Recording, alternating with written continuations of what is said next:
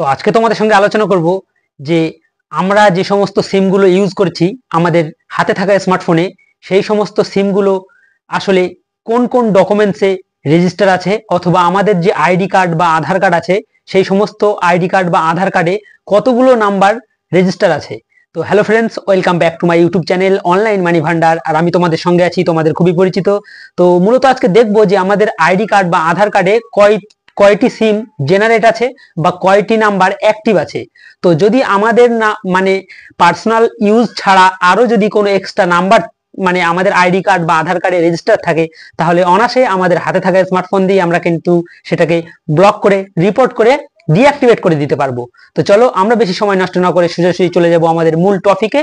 তো মূল টপিকে যাওয়ার আগে তোমাদের কাছে বরাবরের মতো একটা রিকোয়েস্ট, যদি এখনো পর্যন্ত তুমি আমার এই চ্যানেলে নতুন দর্শক হয়ে থাকো তাহলে অবশ্যই চ্যানেলটিকে সাবস্ক্রাইব করে পাশে থাকা বেল আইকনটিকে প্রেস করে রাখো, কারণ ইউটিউব অথবা online money earning related video সবার আগে দেখার জন্য।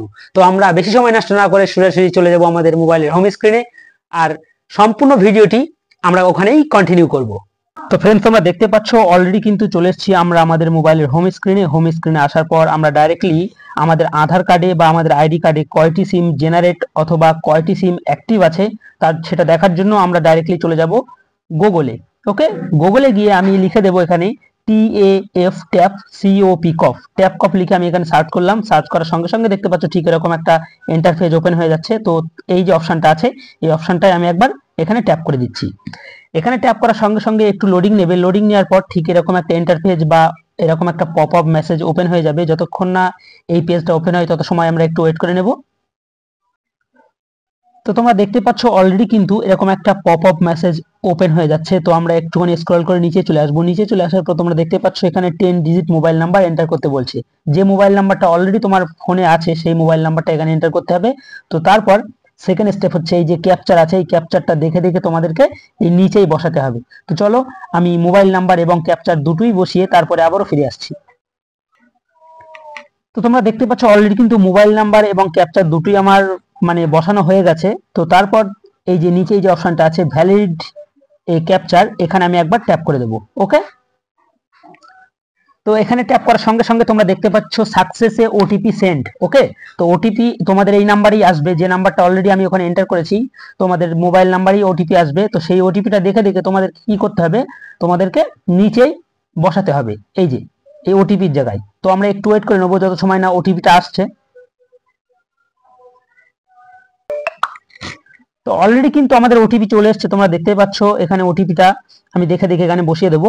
তো 025766। ওকে, তো তারপর আমরা এই যে নিচে যে অপশনটা আছে তোমরা দেখতে পাচ্ছ নিচে যে অপশনটা আছে এই যে লগ ইন বলে যে অপশনটা, এই লগ ইনে আমরা একবার ট্যাপ করে দেবো। তো লগ ইনে ট্যাপ করার সঙ্গে সঙ্গে তোমরা দেখতে পাচ্ছ রিডাইরেক্ট করে আমাদের কি ঠিক এরকম একটা ইন্টারফেসে নিয়ে চলে আসছে। তো তারপর তোমরা দেখতে পাচ্ছ অলরেডি কিন্তু আমার যে আইডি কার্ডে অথবা আধার কার্ডে যে সমস্ত সিমগুলো অলরেডি রেজিস্টার আছে, অলরেডি অ্যাক্টিভ আছে, সেগুলো কিন্তু অটোমেটিকলি এখানে শো করছে।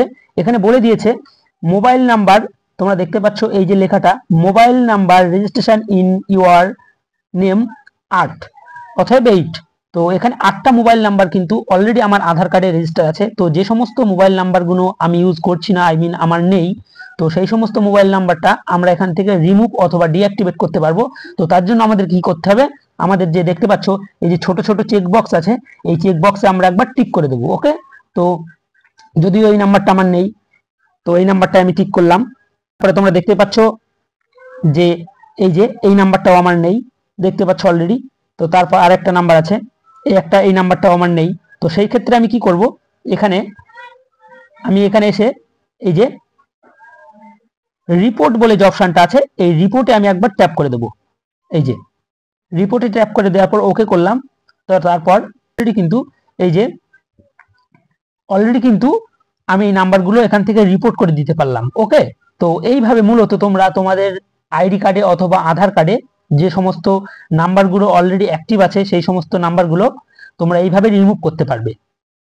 তো আশা করছি ভিডিওটি ভালো লেগেছে। যদি ভিডিওটি ভালো লাগে তাহলে অবশ্যই লাইক, কমেন্ট, শেয়ার করতে ভুলো না। আজকের ভিডিও এই পর্যন্তই, শেষ করে বিদায় নিচ্ছি। এখানেই দেখা হচ্ছে পরবর্তীতে কোনো অন্য কোনো ভিন্ন রঙের ভিডিওতে। ততক্ষণের জন্য সবাই সুস্থ থেকো, ভালো থেকো, খোদা হাফেজ।